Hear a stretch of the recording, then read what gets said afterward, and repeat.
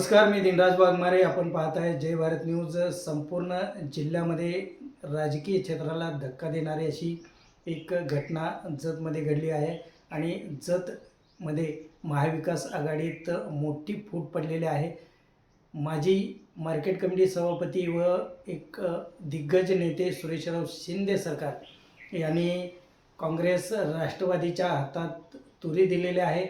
माजी मंत्री जयंत पाटील आणि माजी आमदार विक्रमसिंह सावंत यांना धोबीपछाड देत स्वतःच्या नावावरती जत विकास सोसायटीचा ठराव करून घेतलेला आहे आणि त्यामुळं महाविकास आघाडीत एक मोठी फूट पडलेली आहे आणि भविष्यातल्या राजकारणामध्ये सुरेशराव शिंदे सरकार हे भाजपचे आमदार गोपीचंद पडळकर यांच्यासोबत जातील असे संकेत स्वतः सुरेशराव शिंदे सरकार यांनी दिलेले आहे आणि त्यामुळं जयंत पाटील यांच्यासाठी हा सर्वात मोठा धक्का आहे. जत साखर कारखान्याचा गळीत हंगाम होऊ देणार नाही अशी भूमिका घेणाऱ्या आमदार गोपीचंद पडळकर यांच्या विरोधात सुरेशराव शिंदे सरकार ठामपणे उभे राहिले आणि जत साखर कारखान्याचा बॉयलरसह सर्व गळीत हंगाम पूर्ण झाला. मात्र आता जयंत पाटील आणि सुरेशराव शिंदे सरकार यांच्यामध्ये जत विकास सोसायटीच्या ठरावावरून मोठी दरी निर्माण झालेली आहे आणि स्वतः जयंत पाटील यांनी जत सोसायटीच्या निवडणुकीत लक्ष घातलं होतं अशी चर्चा समोर आलेली आहे.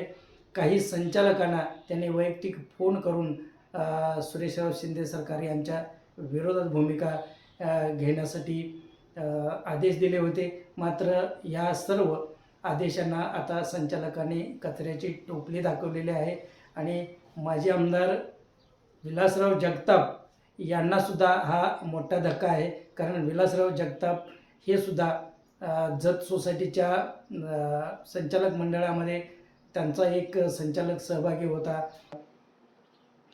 आमदार विलासराव जगताप यांचे समर्थक असलेले प्रमोद सावंत हे या निवडणुकीपासून लांब राहिले होते. त्यांनी मतदानाच्या वेळी सुरेशराव शिंदे सरकार यांच्या बाजूनं भाग घेतला नाही. त्यामुळं या जत शहरातलं राजकारण आणि राजकीय समीकरण पुन्हा बदलण्याची चिन्ह दिसत आहेत. जत विकास सोसायटी ही अत्यंत एक दिग्गज सोसायटी मानली जाते आणि 6 गावांची ही सोसायटी आहे. जत शहरासह बाजूची 6 गावं या सोसायटीमध्ये सहभागी आहे आणि त्यामुळं जतच्या राजकारणामध्ये आणि अर्थकारणामध्ये जत विकास सोसायटीची भूमिका अत्यंत महत्त्वाची असते. जत विकास सोसायटीमध्ये काँग्रेसनं स्वतंत्र पॅनल लावलेलं होतं. मात्र माजी आमदार विलासराव जगताप आणि सुरेशराव शिंदे सरकार यांनी मिळून जे पॅनल लावलं तर या निवडणुकीमध्ये माजी आमदार विक्रम सावंत यांच्या काँग्रेसच्या पॅनलचा पराभव केलेला होता. सुरेशराव शिंदे सरकार यांच्या संचालक मंडळामध्ये काँग्रेस समर्थक असलेल्या काही संचालकांनी यामध्ये उभी फूट निर्माण करायचा प्रयत्न केला. मागील मासिक बैठकीच्या वेळी 8 संचालक हे उपस्थित राहिले नाहीत. त्यामुळं कोरम अभावी सभा तहकूब झाली होती आणि आज पुन्हा 29 तारखेला पुन्हा सभा घेण्यात आली. मग सुरेश शिंदे सरकार यांचे सर्व समर्थक या सभेला उपस्थित राहिले तर जगताप समर्थक एक संचालक सभेला उपस्थित राहिला नाही आणि त्यामुळं जे संचालक उपस्थित होते त्यांनी सर्वांमध्ये सुरेशराव शिंदे सरकार यांच्या नावाचा जिल्हा बँकेचा ठराव केलेला आहे आणि त्यामुळं महाविकास आघाडीला मोठी चपराक बसलेली आहे आणि माजी आमदार विलासराव जगताप यांनासुद्धा ही चपराक समजली जाते. तर आज जो ठराव सुरेशराव शिंदे सरकार यांच्या बाजूनं झालेला आहे तर त्यामध्ये भाजपच्या लोकांनी त्यांना मोठं सहकार्य केलेलं आहे. स्वतः आमदार गोपीचंद पडळकर त्यांचे स्वीय सहाय्यक, त्याचबरोबर माजी नगरसेवक अशोक बन्नेनवार, अण्णा भिसे यांच्यासह जी भाजपची मंडळी आहेत तर त्यांनी मोठं सहकार्य या सुरेशराव शिंदे सरकार यांना केलेलं आहे. तर हा ठराव पास झाल्यानंतर सुरेशराव शिंदे सरकार यांनी अतिशय तिखट प्रतिक्रिया दिलेली आहे आणि काँग्रेसच्या या सर्व नेत्यांना हिजडा अशा पद्धतीचं संबोधन त्यांनी केलं.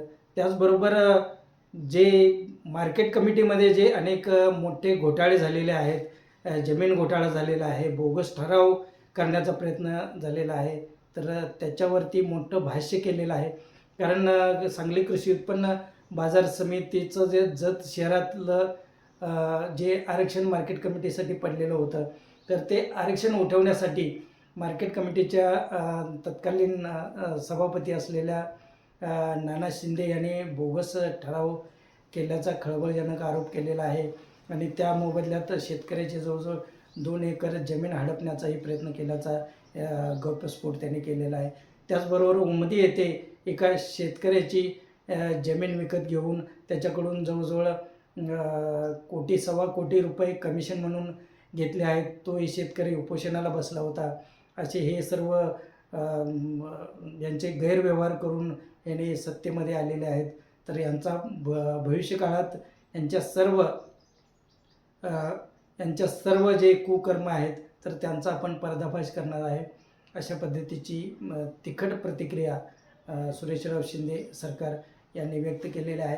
तर जतच्या भविष्यातल्या राजकारणाचे मात्र समीकरण या जत सोसायटीच्या ठरावामुळे बदलणार आहेत. कारण सुरेशराव शिंदे सरकार यांचे अनेक समर्थक सोसायट्या आहेत. तर त्यामुळं आमदार गोपीचंद पडळकर यांना सुरेशराव शिंदे सरकार यांच्या रूपानं आता एक मोठं बळ भविष्यातल्या राजकारणात मिळणार आहे. तर माजी मंत्री जयंत पाटील यांच्यासाठी हा मोठा धक्का समजला जातो. आणि सुरेशराव शिंदे सरकार हे भाजपच्या वाटेवर असल्यामुळं तर भविष्यातलं राजकारण आणि जत तालुक्यातलं एकंदरीत चित्र आणि जिल्हा बँकेची निवडणूकसुद्धा महाविकास आघाडीला जड जाण्याची चिन्ह दिसत आहे.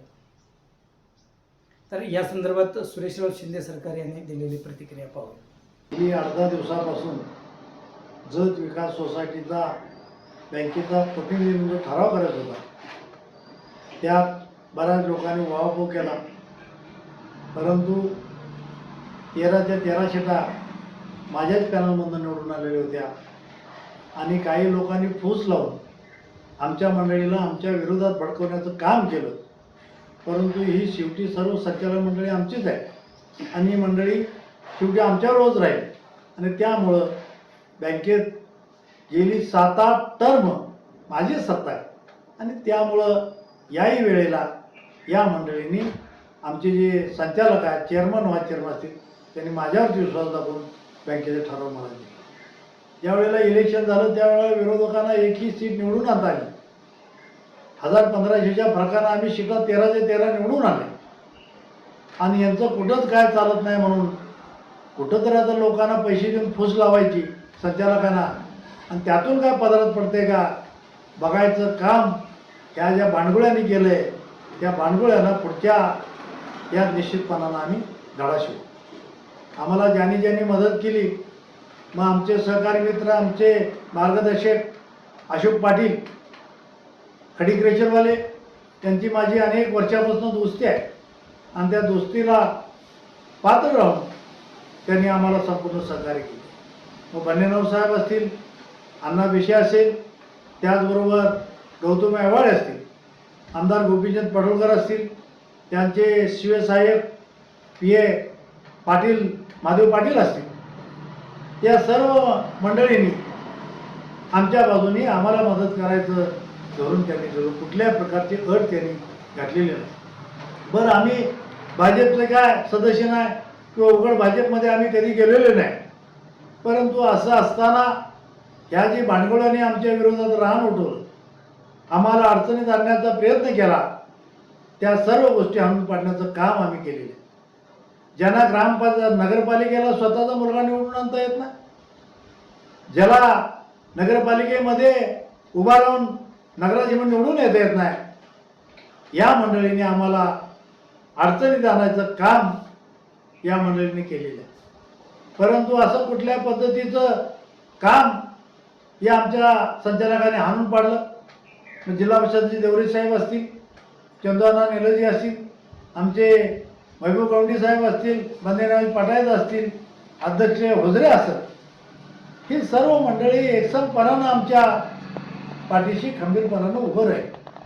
अहो, ज्याला मार्केट कमिटीत पाठवलं, जे नगरपालिकेच्या टाउन प्लॅनिंगमध्ये जे रिझर्वेशन टाकलं होतं ते बोगस ठराव करून रिझर्वेशन काढण्याचं काम त्यानं केलं. कुठल्या प्रकारचा मार्केट कमिटी ठराव नाही आणि त्या माणसाकडं विजापूर हायवेला लागून 2 एकर जमीन घेण्याचं पाप त्याने केलेलं आहे.